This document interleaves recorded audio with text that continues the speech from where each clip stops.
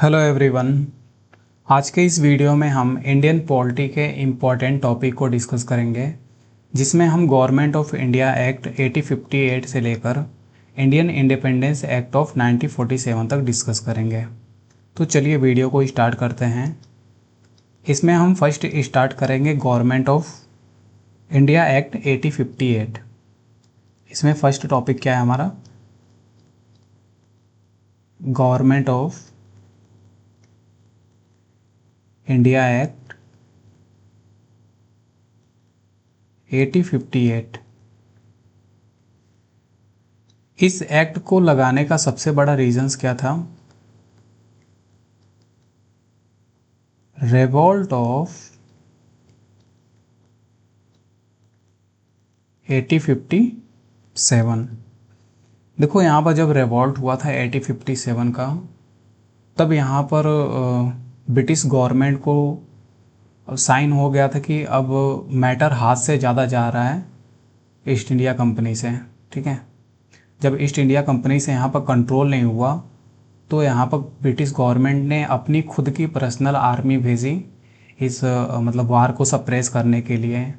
क्योंकि हमने देखा था चार्टर एक्ट ऑफ 1853, इसका गवर्नर जनरल था डलहौजी।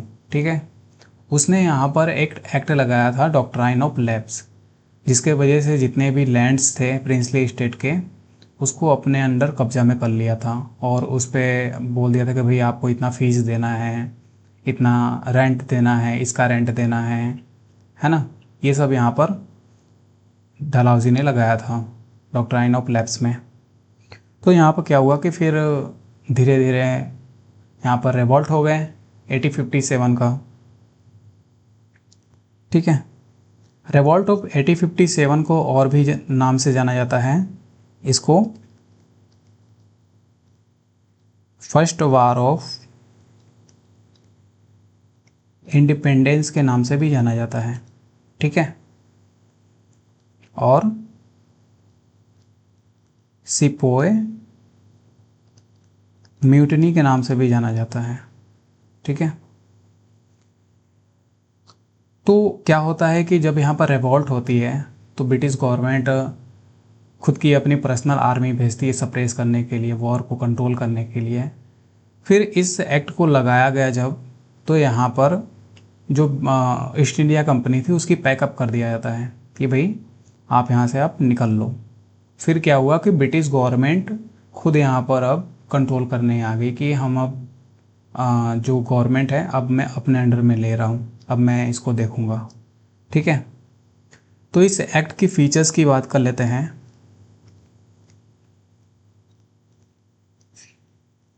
इस एक्ट का फीचर्स क्या है?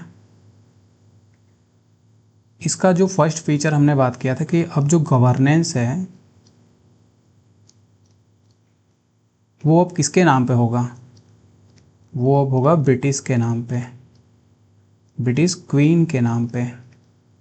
ठीक है, ब्रिटिश क्वीन को आकर यहाँ पर सफाई देना पड़ा इंडिया में कि भाई हम आपके राज्य को नहीं हट पाएंगे और हम आपके ज़मीन लौटा देंगे जो अभी तक सेल नहीं किए हुए हैं, और भी जो भी फॉरेस्ट लॉ था उसमें रिलैक्सेशन देंगे। ठीक है, बहुत ज़्यादा इन्होंने सफाई दिया अपना ब्रिटिश क्वीन ने। तो इसका फीचर्स देख लेते हैं। फर्स्ट फीचर क्या है कि यहाँ पे जो गवर्नेंस होगा अब उसको कौन हैंडल करेगा? ब्रिटिश क्वीन हैंडल करेगी। ठीक है, और सेकंड इसमें जो है यहाँ पर secretary of state and council को इंट्रोड्यूस किया जाता है। किसको इंट्रोड्यूस किया जाता है? Secretary of state and council. देखो सेक्रेटरी ऑफ स्टेट कौन था? ये मेंबर था, किसका मेंबर था ये? पहला, ये ब्रिटिश पार्लियामेंट का मेंबर था, ब्रिटिश पार्लियामेंट का मेंबर था। और दूसरा किसका मेंबर था ये प्राइम मिनिस्टर कैबिनेट का भी मेंबर था। ठीक है, ये इंडिया में एक्ट करता था एज अ इंडिया की जो सूचना हुआ करती थी, न्यूज़ हुआ करता था, वो ब्रिटिश के पार्लियामेंट में पहुंचाता था। ठीक है।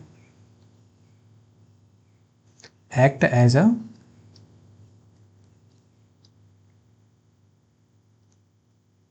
कम्युनिकेशंस, किसके बीच में? British and Indian government. Indian, थोड़ा बहुत स्पेलिंग रहेगा तो आप वो समझ लीजिएगा। ठीक है, कभी कभी वो छूट जाता है। ठीक है। और इसको असिस्ट करने के लिए यहाँ पर काउंसिल बनाए गए थे, जिसमें कितने मेंबर थे? 15 मेंबर थे। ये काम क्या करते थे? ये यहाँ पर असिस्ट किया करते थे किसको? सेक्रेटरी ऑफ स्टेट को। ठीक है। एंड 1858 में क्या होता है कि यहाँ पर जो court of director and board of control लगाई गई थी, उसको सेपरेट कर दिया गया। ठीक है। यहाँ पर क्या किया गया? सेपरेट नहीं, स्क्रैप कर दिया गया, मतलब समाप्त कर दिया गया उसको। ठीक है, स्क्रैपिंग कर दिया गया। किसको? Court of, sorry,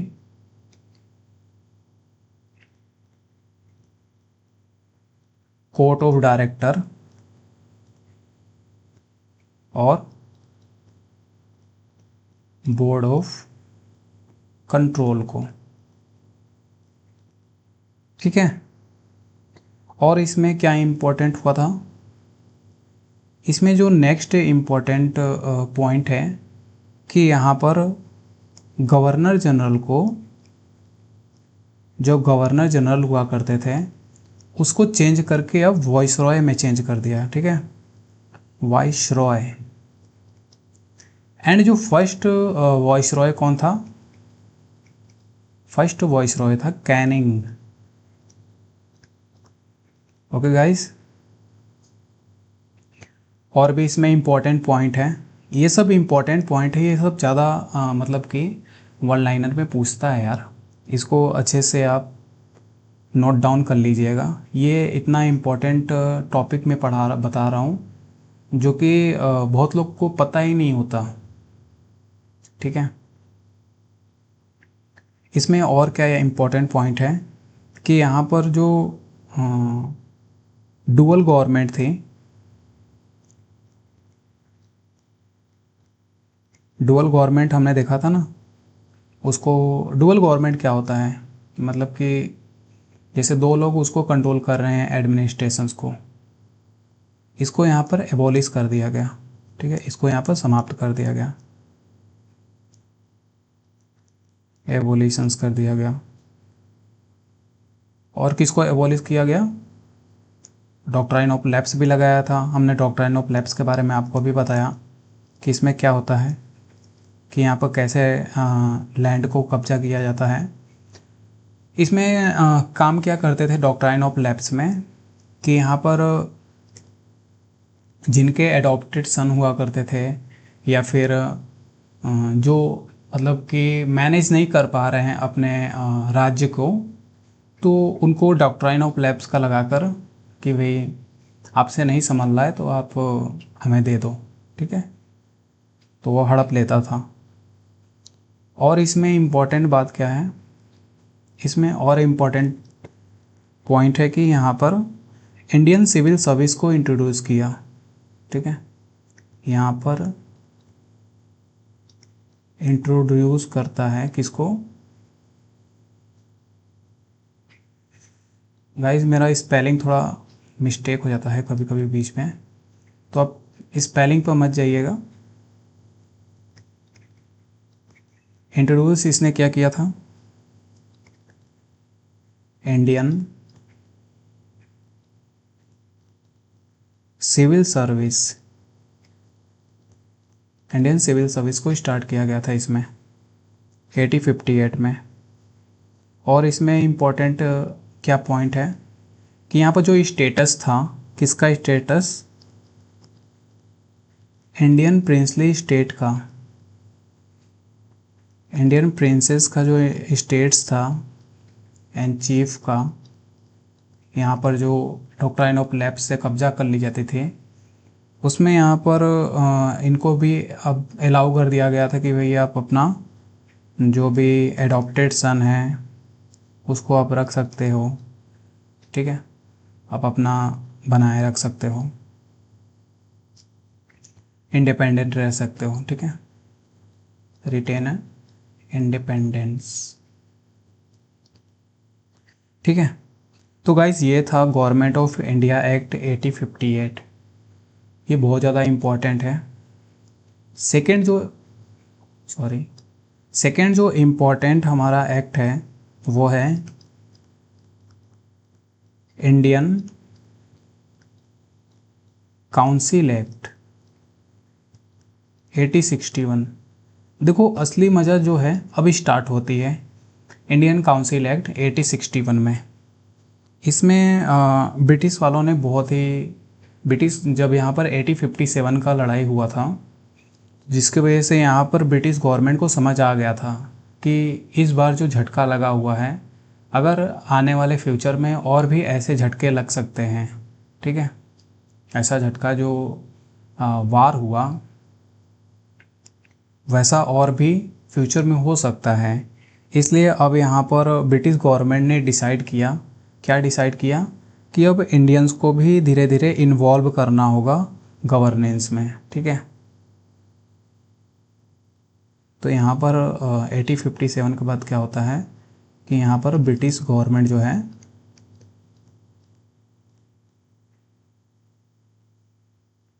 British government यहाँ पर डिसाइड करती है कि भाई इंडियंस को भी इन्वॉल्व किया जाए, उनको भी ऐड किया जाए, ठीक है, इन गवर्नेंस में।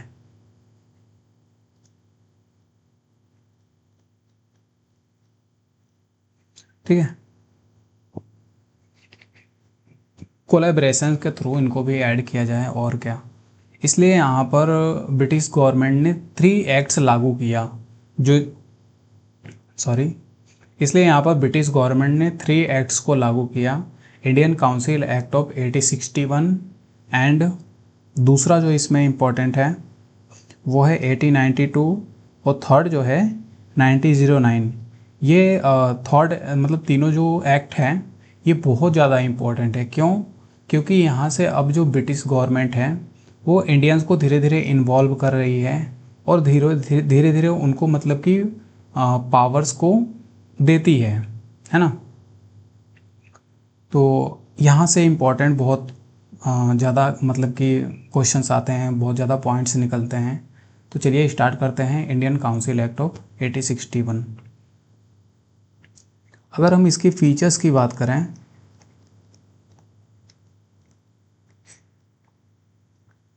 तो यहाँ पर अब जैसे कि हमने बात किया था कि इंडियंस को अब जो है ऐड किया जाने लगा किसमें, लेजिस्लेटिव काउंसिल में, ठीक है। यहाँ पर कैनिंग ने 1862 में, देखो यहाँ पर क्या हुआ कि 1862 में कैनिंग ने यहाँ पर 3 मेंबर को नॉमिनेट किया, 3 इंडियन मेंबर को नॉमिनेट किया as a non official member के रूप में, ठीक है। 1862 में क्या किया कि यहाँ पर नॉमिनेट करता है 3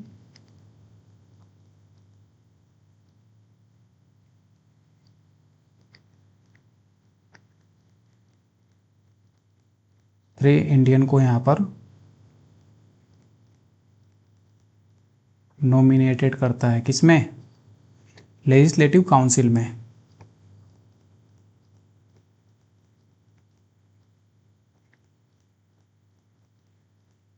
ठीक है गाइस, और ये 3 मेंबर कौन है, ये इंपॉर्टेंट बहुत ज़्यादा है। 3 मेंबर में जो पहला है वो है राजा ऑफ बनारस, दूसरा मेंबर कौन है? महाराजा ऑफ पटियाला,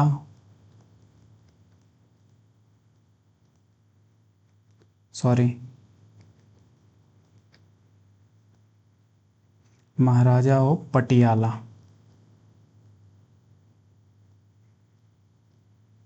ठीक है। और जो थर्ड मेंबर थे वो कौन थे? सर दिनकर राव। ओके। और इसके इम्पोर्टेंट फीचर क्या क्या हैं? इस एक्ट में देखो अब क्या हुआ कि धीरे धीरे डिसेंट्रलाइजेशन से स्टार्ट कर दिया ब्रिटिश गवर्नमेंट ने, कि धीरे धीरे पावर्स को यहाँ पर डिस्ट्रीब्यूट किया जाए हर एक सेक्टर में, हर एक प्रोविंसेस में। तो यहाँ पर डिसेंट्रलाइजेशन से स्टार्ट हो गए।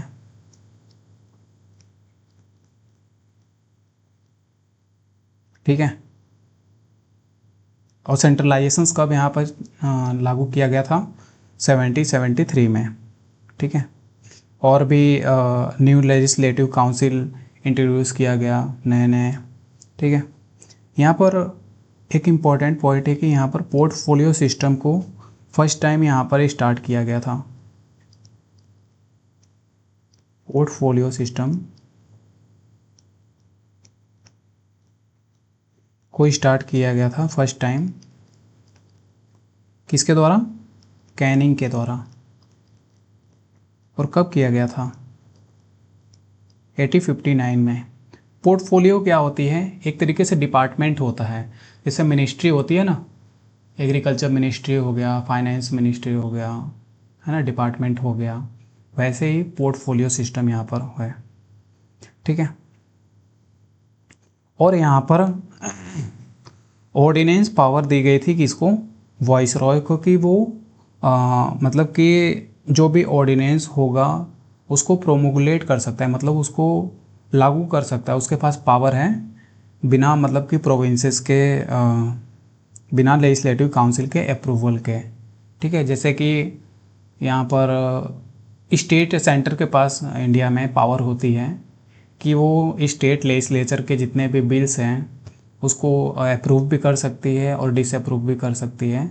वैसे ही यहाँ पर वॉइसरॉय के पास भी पावर था कि वो लेजिस्लेटिव काउंसिल के जो भी यहाँ पर ऑर्डिनेंस वो बनाएगा उसको लागू भी कर सकती है और नहीं भी कर सकती है, जैसे इमरजेंसी में होता है।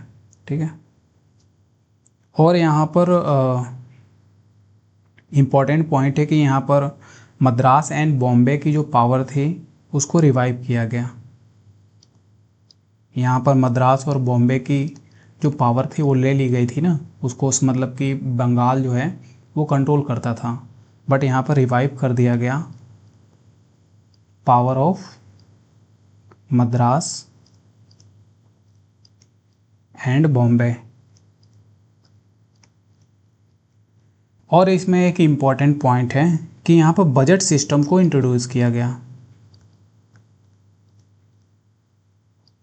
बजट सिस्टम को यहाँ पर इंट्रोड्यूस किया गया, कब किया गया? 1860 में।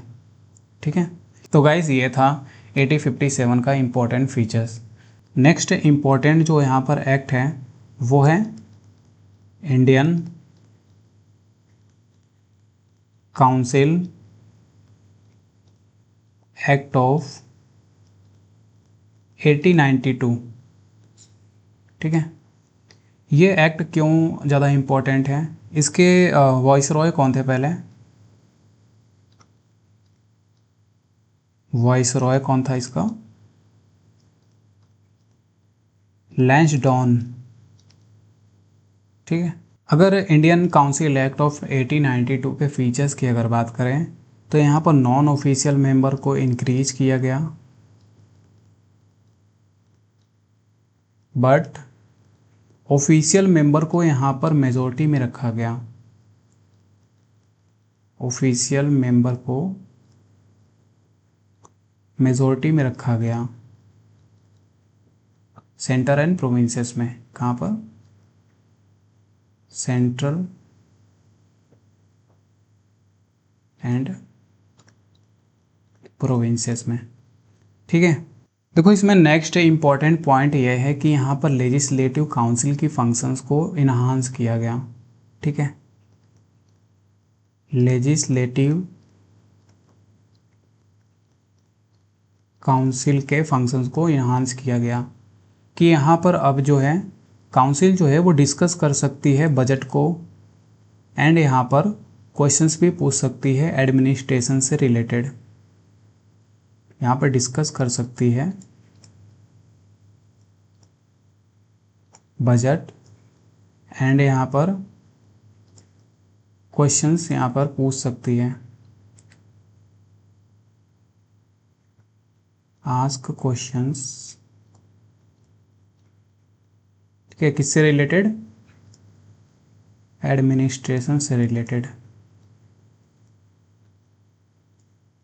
बट इसके लिए यहाँ पर लेजिस्लेटिव काउंसिल को यहाँ पर 6 डेज पहले नोटिस देना होगा, बिफोर, यहाँ पर 6 डेज पहले यहाँ पर नोटिस देना होगा। तो गाइस ये था Indian council act of 1892। Next important जो एक्ट है वो है Indian council act of 1909। Indian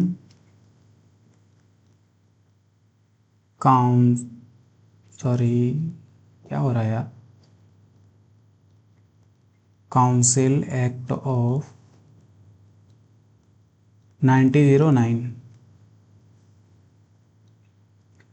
देखो ये जो एक्ट है, ये एक्ट ने मतलब कि अपना हिस्ट्री ही बदल दिया था।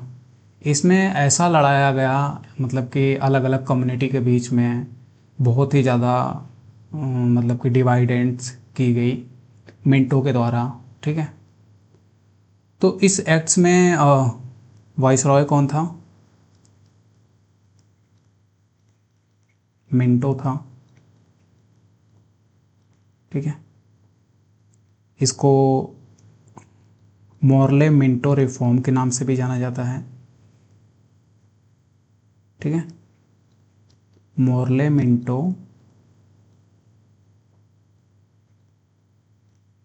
रिफॉर्म्स के लिए भी जाना जाता है। मॉर्ले कौन था? ये सेक्रेटरी ऑफ स्टेट था। ठीक है,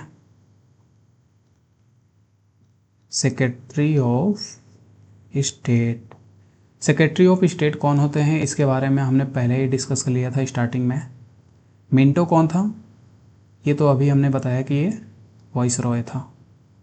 ठीक है, इस एक्ट की फीचर्स की अगर बात करें, देखो यहाँ पर लेजिस्लेटिव की जो साइज थी उसको बढ़ा दी गई सेंटर और प्रोविंसेस दोनों में। इसमें जो फर्स्ट पॉइंट है कि यहाँ पर लेजिस्लेटिव की जो साइज है उसको यहाँ पर इंक्रीज कर दिया गया दोनों में, सेंट्रल एंड लेजिस्लेटिव काउंसिल में। एंड यहाँ पर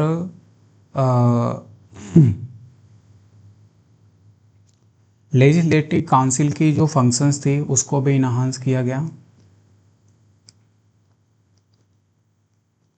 लेजिस्लेटिव काउंसिल के फंक्शंस को इन्हांस किया गया कि यहाँ पर अब जो है वो सप्लीमेंट्री क्वेश्चंस जो है पूछ सकते हैं बजट पे। क्या कर सकते हैं कि अब जो है सप्लीमेंट्री क्वेश्चंस पूछ सकते हैं किस पे? बजट पे।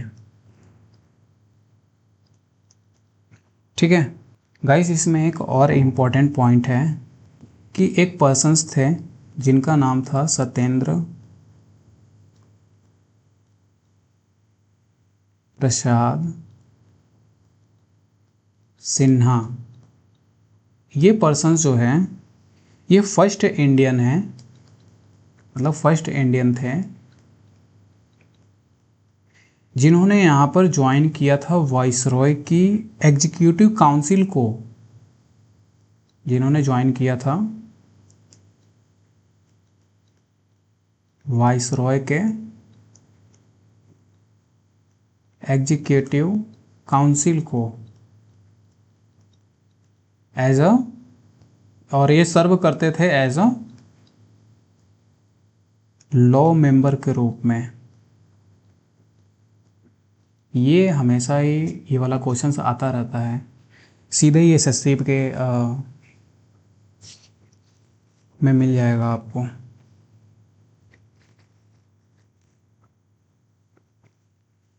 ठीक है गाइस, और यहाँ पर इम्पोर्टेंट इसमें है पॉइंट, पूरा का पूरा मैं निचोड़ ही दे दूँगा आज। इसमें और एक इम्पॉर्टेंट यहाँ पर पॉइंट है कि कॉम्युनल रिप्रेजेंटेशंस को इंट्रोड्यूस किया गया। और इसमें इम्पॉर्टेंट पॉइंट क्या है कि यहाँ पर कॉम्युनल रिप्रेजेंटेशंस को यहाँ पर इस्टाब्लिश की गई फॉर अ मुस्लिम के लिए। ठीक है, किसके द्वारा? सेपरेट इलेक्टोरेट के द्वारा, by a separate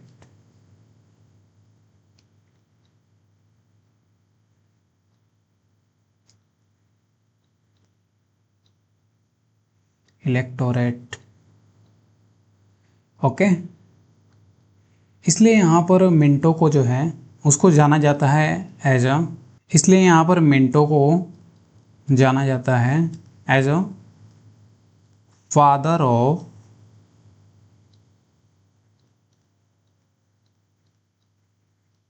communal electorate. Communal, ठीक है गाइस, यहाँ पर सेपरेट रिप्रेजेंटेशंस जो है वो दी गई। और इसमें एक इम्पॉर्टेंट पॉइंट कि यहाँ पर सेपरेट रिप्रेजेंटेशंस भी दिया गया, सेपरेट रिप्रेजेंटेशंस भी दिया गया। किसको दिया गया सेपरेट रिप्रेजेंटेशंस? प्रेसिडेंसी, कॉरपोरेशंस को, जमींदार को, और यूनिवर्सिटीज को।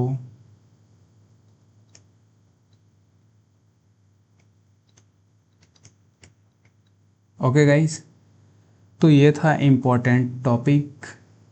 नेक्स्ट जो इम्पोर्टेंट टॉपिक है वो बहुत ही ज़्यादा इम्पोर्टेंट है, जिसका नाम है गवर्नमेंट ऑफ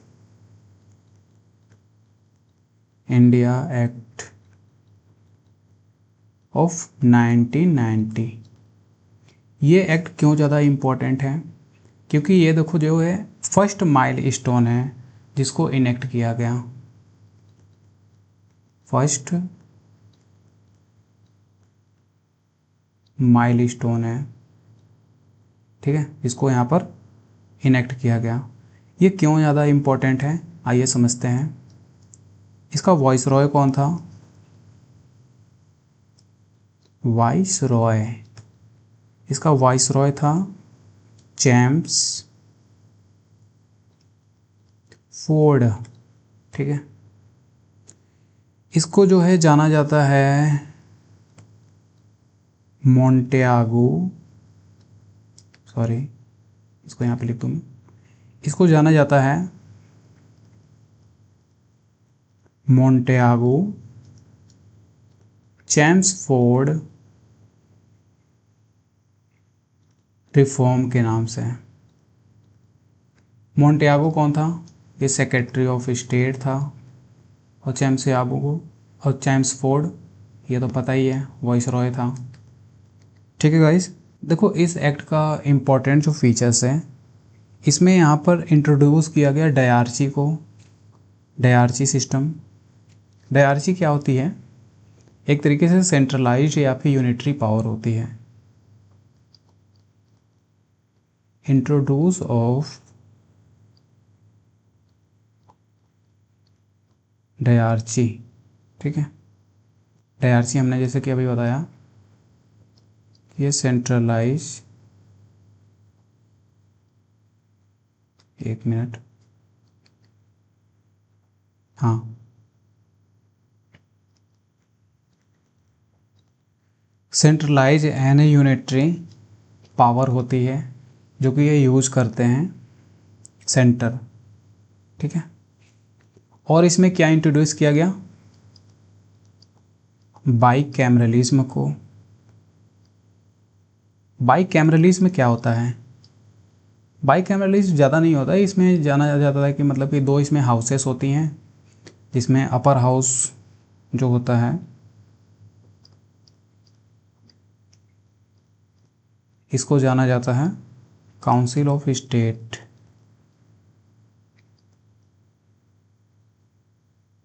ठीक है। और जो लोअर हाउस है वो तो लोअर हाउस है, इसको पॉपुलर हाउस भी कहते हैं लोअर हाउस को। यहीं से ही गवर्नमेंट जो है वो सेलेक्ट होती है। Upper house as a nominal होता है, और क्या, वो काउंसिल मतलब कि स्टेट का हेड होता है। काउंसिल ऑफ स्टेट मतलब कि जितने भी यहाँ पर स्टेट्स हैं, जैसे कि इंडिया में यहाँ पर जितने भी स्टेट्स हैं ना, उसका वो हेड है। वहाँ पर हर एक स्टेट से रिप्रेजेंटेटिव्स जाते हैं काउंसिल ऑफ स्टेट में। इसको राज्यसभा भी बोलते हैं, वो अपन देखेंगे, लोकसभा एंड राज्यसभा में। ऐसे ही यहाँ पर काउंसिल ऑफ स्टेट यूएसए में भी होते हैं, ठीक है। यूएसए में यहाँ पर 50 स्टेट्स हैं, और हर एक स्टेट से यहाँ पर 2 मेंबर जो हैं वो सेलेक्ट होते हैं, ठीक है। तो ये तो उसमें देखा जाएगा। और यहाँ पर कॉम्युनल जो रिप्रेजेंटेशंस था और भी लोगों के लिए यहाँ पर बढ़ा दी गई, ठीक है। यहाँ पर इंक्रीज कर दिया गया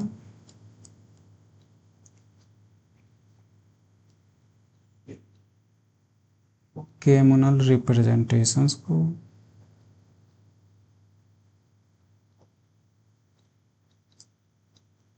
किसके लिए? सिख के लिए एंड इंडियन क्रिश्चियंस के लिए और एंग्लो इंडियंस के लिए, ठीक है, और यूरोपियंस के लिए, ठीक है।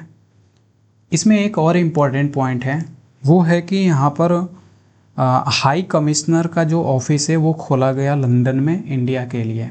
तो यहाँ पर ऑफिस ऑफ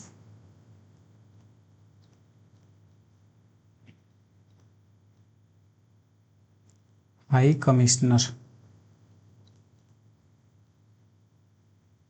कहाँ खोला गया फॉर इंडिया के लिए? कहाँ खोला गया? लंदन में। Okay guide. एंड इसमें इम्पॉर्टेंट और पॉइंट है गाइस, ये सब के सब इम्पॉर्टेंट पॉइंट है, इसमें कोई भी यहाँ पर मैं फालतू बातें नहीं बता रहा हूँ या फिर मैं इसको बढ़ा चढ़ा कर नहीं बता रहा हूँ, ठीक है। ये आपका कॉम्युनल रिप्रेजेंटेशंस पूछता है, एंड ये ऑफिस ऑफ हाई कमिश्नर ये भी पूछ चुका है कि कहाँ पर है, एंड यहाँ पर वॉइस रॉय तो पूछता ही है, ठीक है।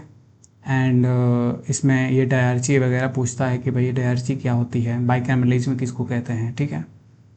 तो सब इम्पोर्टेंट ही पॉइंट है यहाँ पर, इसमें मैं कोई ऊपर से अपने से नहीं बढ़ा चढ़ा कर बता रहा हूँ। और गाइस इसमें इम्पोर्टेंट जो पॉइंट है वो है कि यहाँ पर इस्टाब्लिशमेंट किया गया, किसका इस्टाब्लिशमेंट किया गया? पब्लिक सर्विस कमीशंस का। पब्लिक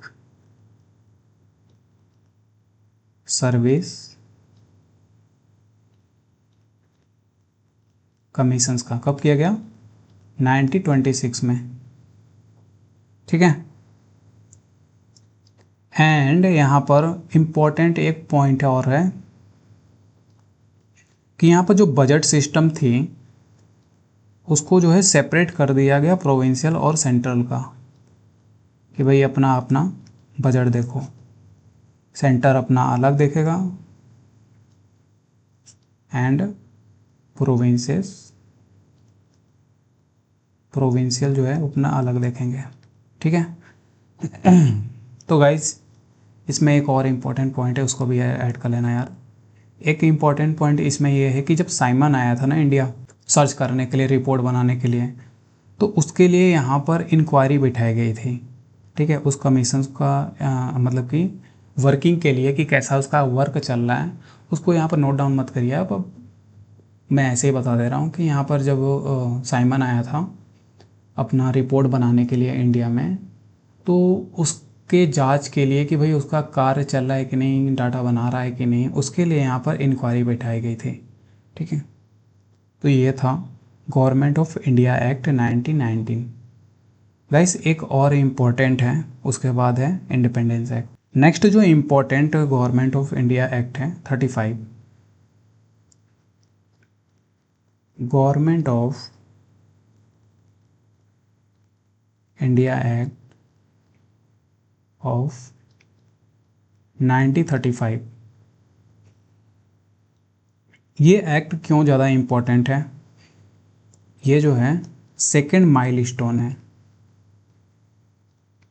ठीक है।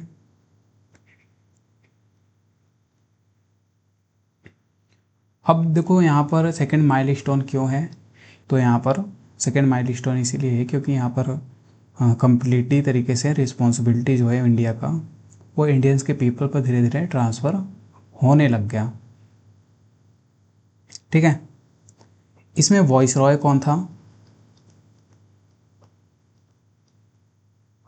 इसमें जो वॉइस रॉय था उसका नाम है विलिंगटन। विलिंगडॉन है कि विलिंगटन है, ये आप देख कर बताइएगा कमेंट सेक्शन में।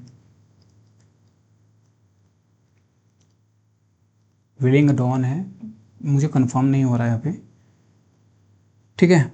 ये एक्ट जो है गवर्नमेंट ऑफ इंडिया एक्ट 1935, ये बहुत ही लेंथीएस्ट है, डॉक्यूमेंटेड मतलब कि एक्ट है। मतलब इसमें बहुत ही ज़्यादा डॉक्यूमेंटेशन हुआ है, बहुत ही लेंदी है ये। ठीक है। ये एक्ट जो है बहुत ही लेंदी एंड डॉक्यूमेंटेड है। ठीक है। डिटेल्ड डॉक्यूमेंट्स यहाँ पर बनाई गई थी इस एक्ट में, जिसमें जो है 321 सेक्शंस हैं एंड 10 शेड्यूल्स हैं। ठीक है गाइस, अगर हम गवर्नमेंट ऑफ इंडिया एक्ट 1935 के फीचर्स की अगर बात करें कि इसके फीचर्स क्या हैं,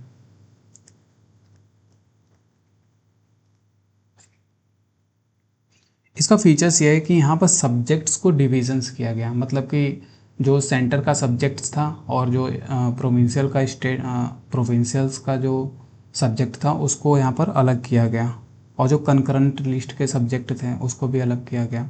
मतलब एक तरीके से यहाँ पर सब्जेक्ट्स का डिविजन्स किया गया। ठीक है। और यहाँ पर क्रिएशन किया गया, इसको लिख दूँ मैं? ठीक है, लिख देता हूँ। Divisions of subjects. अभी देखेंगे हम कि कौन कौन सा सब्जेक्ट्स डिविजन्स किया गया, कितना कितना मिला किसको। इसमें जो सेकंड पॉइंट है कि यहाँ पर क्रिएशन किया गया ऑल इंडिया फेडरेशंस। वही फेडरेशंस का मतलब कि पावर का डिस्ट्रीब्यूशंस, डिसेंट्रलाइजेशंस। ठीक है। यहाँ पर पावर का डिसेंट्रलाइजेशन हुआ 3 सब्जेक्ट में, 3 लिस्ट आप बोल सकते हो। कौन कौन सा लिस्ट है? 3 लिस्ट में यहाँ पर डिविजन्स किया गया। पहला जो लिस्ट है वो है, सॉरी, इसमें जो पहला लिस्ट है वो है फेडरल लिस्ट। Federal list. और इसमें सेकंड जो है वो है कौन सा? सेकंड है प्रोविंशियल लिस्ट।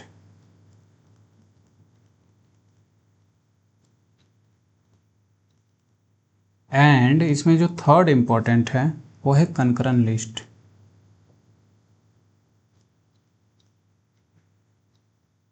ठीक है। फेडरल लिस्ट के कितने सब्जेक्ट थे? 59 सब्जेक्ट। एंड प्रोविंशियल लिस्ट के कितने सब्जेक्ट थे? 54। कंकरन लिस्ट में कितने सब्जेक्ट थे? 36। ठीक है गाइस। और इसका फीचर्स है कि यहाँ पर डायरची को ओबोलिश कर दिया गया। ठीक है, यहाँ पे क्या किया गया? डायरची जो थी, डायरची हमने देखा था ना, डायरची क्या थी, इसको जो है एबॉलिश कर दिया गया। ठीक है, कहाँ पर? प्रोविंसेस में किया गया, बट यहाँ पर सेंटर में डायरची अभी भी थी। ठीक है, ये नहीं कि सेंटर में भी यहाँ पर एबॉलिश कर दिया गया। एंड यहाँ पर कॉमनल रिप्रेजेंटेशंस को बढ़ाई गई एंड इंक्रीज किया गया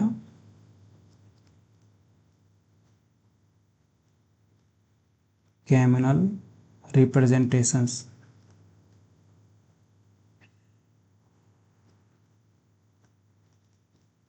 किसके लिए बढ़ाया गया? डिप्रेस क्लासेस के लिए। डिप्रेस क्लासेस के लिए। डिप्रेस क्लासेस कौन कौन थे? जैसे कि एससी हो गए, वुमेन्स, मेरी राइटिंग का क्या होगा यार, वुमेन्स एंड लेबर।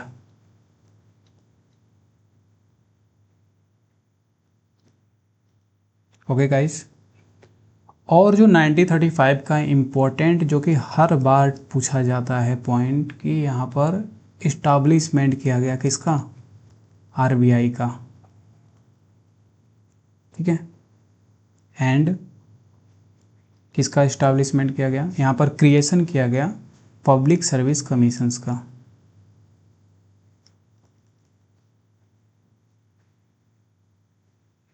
ठीक है, पब्लिक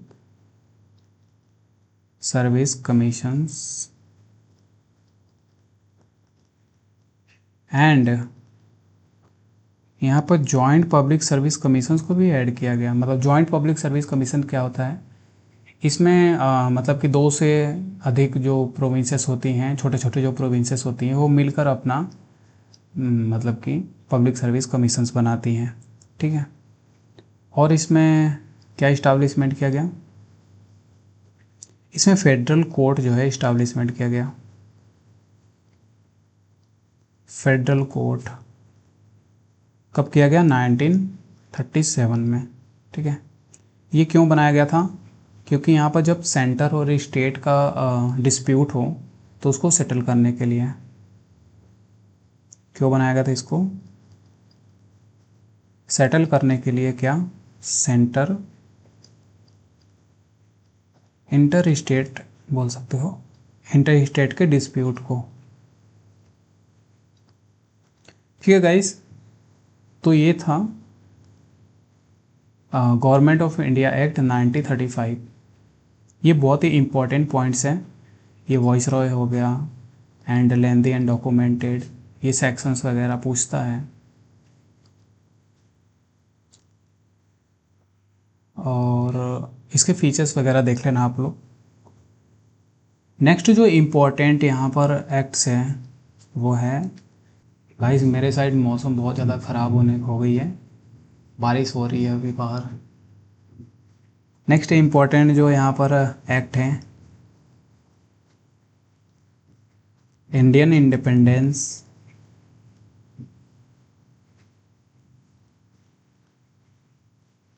एक्ट ऑफ 1947। ठीक है गाइस, तो ये लास्ट एक्ट देख लेते हैं। ये जो है लास्ट एक्ट थी,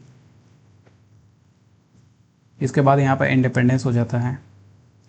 इस एक्ट की अगर फीचर्स की बात करें तो यहाँ पर ब्रिटिश की जो रूल थी उसको यहाँ पर समाप्त कर दी गई। अब यहाँ पर ब्रिटिश को भी टाटा बाय बाय कर दिया गया। एंड ऑफ ब्रिटिश रूल, मतलब यहाँ पर ब्रिटिश के रूल को अब समाप्त कर दिया गया एंड यहाँ पर पार्टीशन की गई टू ऑटोनॉमस डोमिनेंस को, ठीक है। और वो डोमिनेंस कौन कौन सा था? टू डोमिनियंस, वही, एक था इंडिया, हमारा प्यारा भारत, और दूसरा था पाकिस्तान, ठीक है। एंड इसका इम्पोर्टेंट फीचर क्या है कि यहाँ पर जो पोजीशन था वाइस रॉय का, उसको यहाँ पर एबॉलिश कर दिया गया। जो पोजीशन था वॉइस रॉय का, इसको यहाँ पर एबॉलिश कर दिया गया।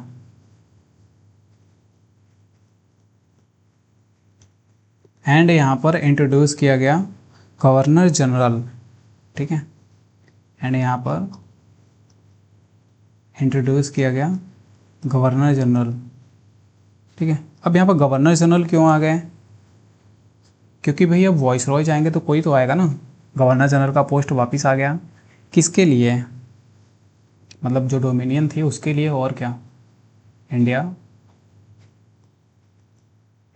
एंड पाकिस्तान के लिए। और इस गवर्नर जनरल को अपॉइंट कौन किया था? British king. ओके गाइस, और ये किसके एडवाइस पे किया गया था?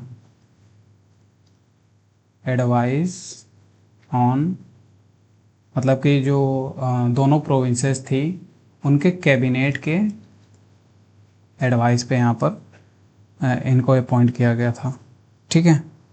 एंड यहाँ पर ब्रिटिश किंग की और भी पावर थी, वीटो पावर इसके पास ही था, कि मतलब कि कुछ ऐसे बिल्स थे तो अपने पास ही ये वीटो पावर रखा था, ठीक है। रिटेन वीटो पावर कुछ बिल्स के अप्रूवल के लिए, ठीक है। एंड इसमें एक इम्पोर्टेंट पॉइंट और है कि यहाँ पर जो गवर्नर जनरल थे इंडिया के, एंड जो गवर्नर थे उनको यहाँ पर, मतलब जो गवर्नर जनरल थे एंड जो गवर्नर थे इंडिया के, इनको यहाँ पर डिजाइनेट किया गया था इंडिया में एज अ कॉन्स्टिट्यूशनल, मतलब कि नॉमिनल हेड ऑफ स्टेट, ठीक है गाइस। इसमें और इम्पोर्टेंट पॉइंट की अगर बात करें तो यहाँ पर जो टाइटल थी किंग का कि भाई हम एम्परर हैं इंडिया का, उसको यहाँ पर रिमूव कर दिया गया। रिमूव ऑफ रॉयल टाइटल, ठीक है, title of king of England, ठीक है। और यहाँ पर इम्पोर्टेंट पॉइंट है, जैसे कि यहाँ पर जो लेजिस्लेशंस थी सेक्रेटरी ऑफ स्टेट की, उसको यहाँ पर हटा दिया गया एंड उसको ट्रांसफॉर्म कर दिया गया। मतलब कि अब जो लेजिस्लेशन रहेगा वो इंडिया के लिए रहेगा कॉमन वेल्थ ऑफ अफेयर्स, जो है इंडिया ने साइन किया ब्रिटिश के साथ कि भाई हम भले ही यहाँ पर सेपरेट हो गए हैं बट हम एक दूसरे से जुड़े रहेंगे। उसके लिए यहाँ पर सेक्रेटरी ऑफ स्टेट इस्टाब्लिशमेंट किया गया कि वो इंडिया के लिए काम करेगा। एंड यहाँ पर जो पैरा माउंटी थी,